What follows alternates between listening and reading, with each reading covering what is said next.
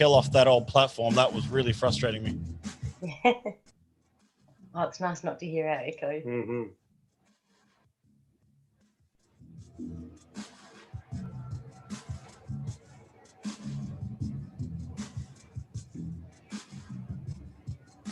Okay. Ladies and gentlemen, we're actually live this time again.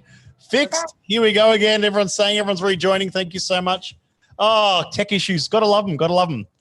I was really relying on that that StreamYard to sort it out. StreamYard works really well for interviews. For solo stuff, but for interviews, obviously the audio is kind of sucks. So welcome back, Jane and Mark. Thank you so much for joining us tonight. Thanks, Matt. Thank you. That was a very quick turnaround, and this is so much better. Everyone's saying sounds good, no echo, woo, perfect, fixed. Thank you, everyone tuning in. Thank you for everyone actually supporting, throwing your tech support out at me. That was that was really helpful. So thank you, Mark and Jane. Thank you so much for joining in. As I was saying just before, we were having some issues with tech there, and I was saying that I'm relishing this opportunity to talk to you both, to have a chat with you both about some history, some future, and there's obviously been some recent big news which I want to touch on tonight. But before we get to that, let's rewind a bit of history here, and let's have a chat about some of the history of Overeems. So for those watching that might not know a lot of where it all came from, and where the name came from, where the vision came from, what Old Hobart was, all those kind of things. So let's Jane, can you take us back to 2005? What does that look like? 2005 was the year that my father, Casey Overeem, was granted his distiller's license.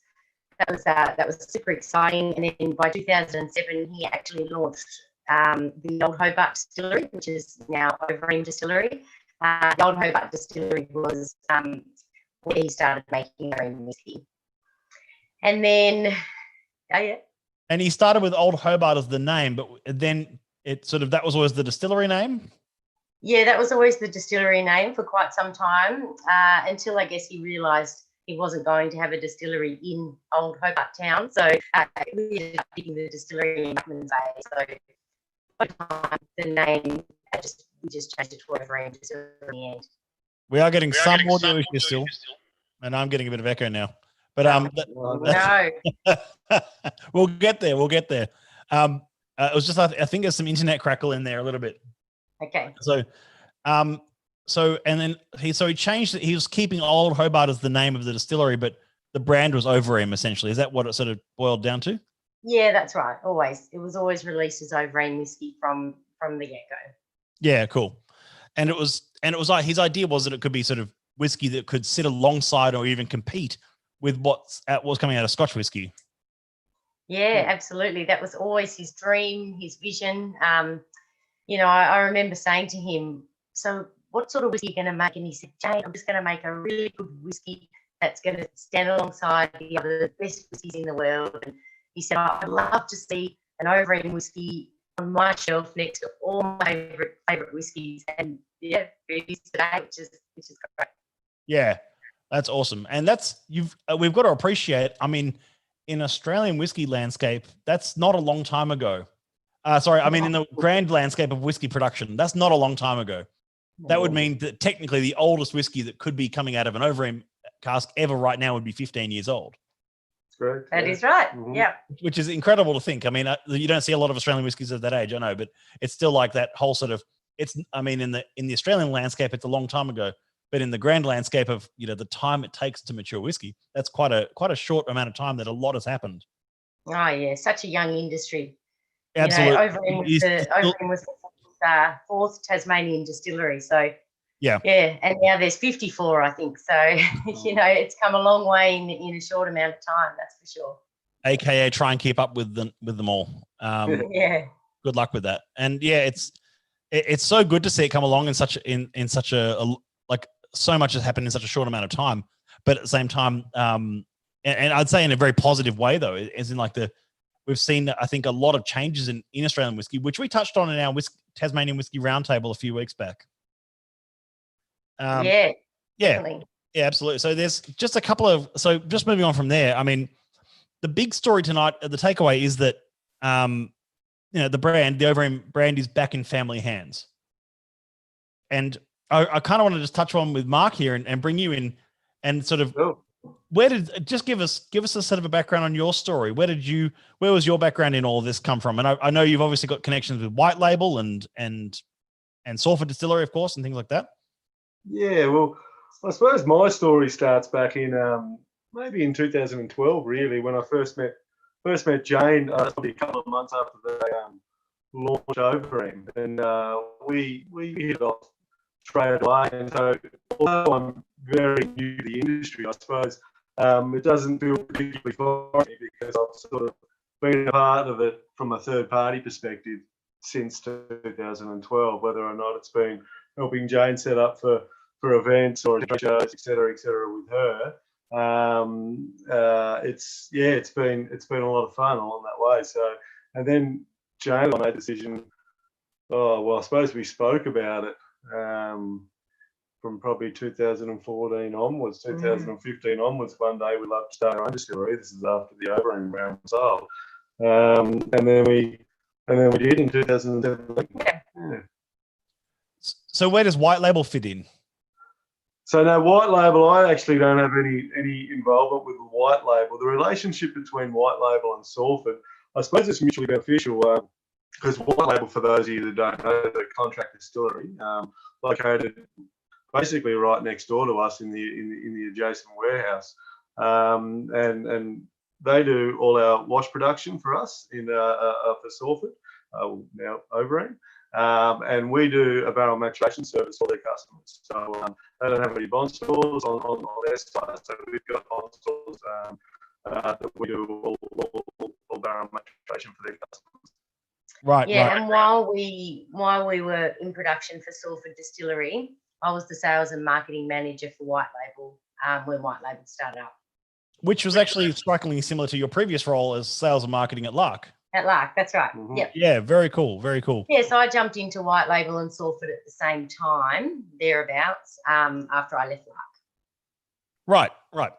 So let's just rewind a bit. So those early years with Casey and yourself, and then explain what happened. It was sold to Lark. It was sold to AWH. What was the? Was that sort of essentially what happened, or? Yeah, that's right. So. Yeah, it's the story gets a little confusing actually, because just prior to Australian Whisky Holdings, Overeem was actually sold and merged with Lark Distillery to a group of local investors in Tasmania, and then they went on to then go forward with Australian Whisky Holdings. So I guess it's the same sort of thing. But so Lark and Overeem merged 2014, yep. And I stayed on with the company as sales and marketing manager for Lark and for Overeem. And yeah, I was there for 3 years, and then when I left, had a couple of children, and then started Sawford Distillery thereafter that. So it was really when I left Lark and started a family, that's when I realised, rather than going back to a company, I guess, that's when I realised I really wanted to be back out. Just having some connection issues again. I think it's your internet there. Are you near the Wi-Fi at all at the moment, or? Do you want to try your computer? I don't think it's the computer. I think it's just where you're located, perhaps, or. It's about as close as we can get, Matt. Okay, that's all good. That's all good. Okay, it's just breaking up a little bit. That's definitely internet rather than echo. Okay. Like, there's some great questions coming in. Regan's asked one, which I plan to ask a little bit later on, which we'll come to. But so let's just talk about that middle era for a moment. So you were working for AWH in Lark and Overeem in terms of marketing and sales and marketing. So that role there was how it merged as Overeem and Lark merged, along with, of course, Nant and partly Redlands and whatnot. And it was a sort of a melting pot of distilleries, or as some called it, the Aussie Diageo. Yeah. And so that was. How was that as an era for Overeem? What was that like in terms of production and output and maturation policy then? Yeah. Well, look, one of the massive things when Australian Whisky Holdings took over, or when we sold, that Overeem was still always made the same way. All the distillers that made Overeem whiskey were very dedicated to Casey's craft, and they really wanted to make Overeem the way that it always been made. So that was great.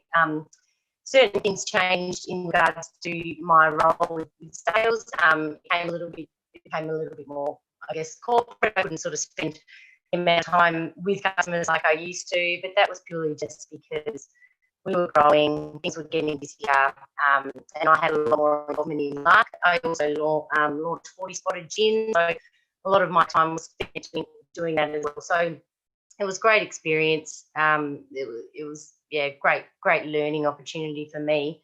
But what I did really miss was that family business and interaction with customers that we could have as a small business. Yeah. It's worth noting too, Matt, that the stillhouse remained in Casey's front yard until the end of 2016. Yeah, almost 2 years. And so we're distilling out of that space. And all the bond stores that Casey used, they continued to use those up until the end of 2016. Until basically we moved in. Because we were starting our distillery. Yeah, right. And then it's all come back. So it's an interesting circle. Works, yeah. And it's obviously, this is all very recent news. But one of the questions that is coming in a couple of times now, Regan Owens has asked, will Sawford Distillery and Overeem remain separate? Good question. Good question. A question we get asked, we've been asked quite a bit. No, we will be transitioning. Well, we have transitioned to Overeem Distillery now, so we will be Sawford Distillery. Yep. As far as production and the barrels that we've laid down over the last 3+ years, look, we've been very much manufacturing spirit, which is very, very close to Overeem spirit. We'd like to think that we've made some, as you would probably agree to an extent, is just we've tried to make some improvements along the way with techniques and some other sort of measures. So our original intention when we started was to we wanted to be authentic, so we wanted to tell the story, tell the story. But we didn't want to just follow the same suit as what Overeem had done. So our intention was to do a lot of variations, to do some marriages, to some doublewoods and some different finishes and some concussed finishes to be different to Overeem. But now, as funny as it has it, the opportunity came up to purchase the brand back. We're just going to roll it all into one, and we'll still look at doing some of these exciting releases in the future. Whether that be under Sawford related brand or whether that's under the Overeem brand, that's still yet to be determined. Because that's one of the things with Australian whiskey that you could release things under this Overeem brand that have been distilled elsewhere. That's correct. Yeah.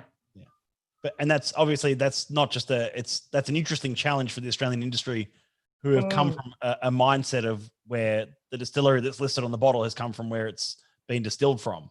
Mm-hmm. Mm-hmm. So is that a challenge that you're obviously going to have to face, or is that something that you're looking at moving forward? Or yeah, it's interesting now that the company name will be Overeem. Mm-hmm. Yeah, it's an interesting one, something that we need to give some thought to, I think. Yeah. From a spirit and a whiskey perspective, though, I would have, the way our barrels or our product is maturing at the moment, we're seeing a lot of alignments between Overeem whiskey and what we've made in the last 3 years. Yeah. Okay. And in terms of looking to the future, even from now, so you've bought the brand back, you've got this opportunity to rebuild the Overeem as a family business. Which is super exciting, especially because you could essentially, well, the two parts to this question is, I mean, what does the future look like is what sort of the real question here. And secondly, how much involvement will Casey have again in it? Well, Matt, he was there today bottling away. He was so busy. So I think Dad wants to be involved as much as he wants to be. So, and that's the best thing. That's what he loves, now that we've got all the hard work to do, and he can come in and out as he pleases, and he deserves that. And it's great to have him around, and he loves to keep an eye on production. And he's really just looking at bottling, all the things that we can't focus on because we're focusing on production and also now sales and marketing, and connecting with customers again. So great to have Dad there, and he's brought a couple of mates down the last few weeks, and they've been bottling. They've got the music on. They're having a good time. Yeah, it's been fun. Yeah, I bet. And if I was to ask sort of like, that question that, that classic question that investors always like to ask, and I guess board members like to ask, what does the 5 and sort of 10-year plan look like for Overeem then, now that you've got it back again? Well, I think it's going to stay with us for the next 5 to 10 years. I like to think it would. I think we're in it for the long. We'd like to think so. Game. Yeah. I don't think Dad regretted selling, but I think he was very happy that it's come back. And I certainly missed it so much the years that we didn't have it. So I definitely am never thinking of selling it again in the near future. So I really hope for us that it's a very long-term thing. I mean, our kids were there today dropping bottles off at the post office, and it was so nice to see. And I thought, gosh, imagine if they're distillers one day. Mm-hmm. So that's how we see the future. Yeah. And so just one last one on the future. Is that sort of like, are we looking at, are you looking at like filling into wine and sherry, and is there sort of a wood pot policy that you're looking at for the next few years?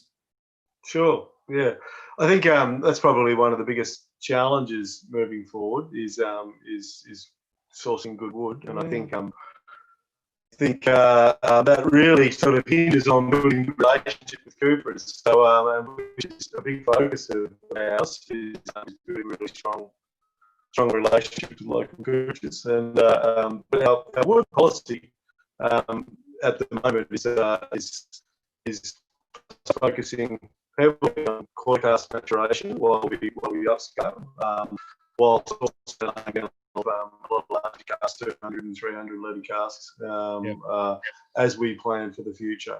Because we feel as though, as especially fortified wood, Australian fortified, gets a lot more scarce. I think bourbon maturation will be something that I think a lot of Australian distillers will turn to. And we love the Overeem bourbon casks, and we haven't had many of them released in the past, so we're super excited to release a lot of bourbon next year for Overeem. Middle of next year we've actually got the Overeem bourbon 12-year-old being released, so that's something I'm just so looking forward to. And then after that we'll have a lot of the 100-litre casks coming. Yeah. Well, that's very exciting. I mean, that's something we sort of touched on the Tassie Whiskey Roundtable about how, Australian distillers in general, it'd be great if we saw them embracing a bit more bourbon cask maturation, just due to the quality of the spirit that can shine through that cask type, rather than always being masked by X wine or X sherry or whatnot. Yeah. But it's a tricky one, obviously, because we have such a strong Australian wine industry and whatnot that it's a plentiful amount of casks in X wine. And it's harder to get X bourbon barrels shipped over from the States and whatnot compared to being able to source casks locally. And a comment from Regan Owens who says, "Bring back Overeem bourbon." There you go. It'll be back next year. Yeah, be here before we know it. It'll be back. Because we're having a lot of internet troubles, and it's still that there's still sort of a bit of sort of robotic audio coming through for some. We might call it a bit early tonight. But I really want to appreciate the last 20-ish minutes of us chatting and looking at the future of what Overeem looks like. Congratulations again on getting the brand back into family hands. That's very exciting news. And of course, I would recommend for those who want to read more on the full press release of that, check out the Overeem website, or even check out Oz Whiskey Review, Luke McCarthy's site. Two great sources to check that stuff out. And we look forward to actually chatting with you guys and having a drink with you both in Tassie soon, when of course everything's sort of a bit back to normal and we can all have a drink together. Sounds great. Thanks, Matt. Thanks for having us. Apologies for the issues on our end. No, it's bound to happen. Thank you so much, guys. And I'll just sign off by saying thanks again to Jane and Mark. Thank you so much. Really appreciate you guys taking time out of your Monday night of all times. And don't go anywhere just yet, guys. I'll just let everyone else know, of course, tonight that Monday night, of course, this was instead of the Monday night rant. So I really appreciate you, all of you, taking a bit of a different format with us tonight. There'll be no live stream tomorrow night. I am at a whiskey event tomorrow night in person. Isn't that wonderful? Isn't that a wonderful feeling? Anyway, I'm going to be at a whiskey event tomorrow in person, so I can't do a live tomorrow. And Andrew's there with me, so he can't do the live either. But we'll be back. Wednesday is going to be Whiskey Roundtable, back with Alex, Scotty, and Andy, and possibly a special guest. And that's going to be live. That's going to be a roundtable live in person. How exciting is that? 12 weeks of roundtable, and look at this, a roundtable in person. So again, big shout out to Jane and Mark, and I will see you all soon. Thanks so much. Cheers, guys. Thanks, Matt. Thanks, Matt. Cheers.